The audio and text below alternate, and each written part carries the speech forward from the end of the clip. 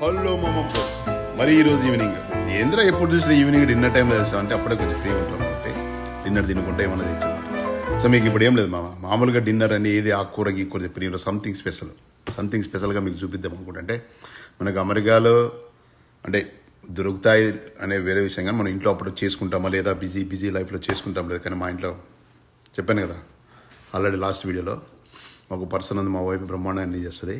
ఇప్పుడు మీకు స్పెషల్ ఇదేంటో మీరే చెప్పండి, నేను చెప్పను. ఇవి మామ ఇవేంటో తెలుసా? చూడండి, ఇవి మీరే చెప్పండి, లాస్ట్లో చెప్తాను ఏందనేది. సో ఇవి మా సైడ్ చాలా ఫేమస్ డిఫరెంట్ వేలో చేస్తారు.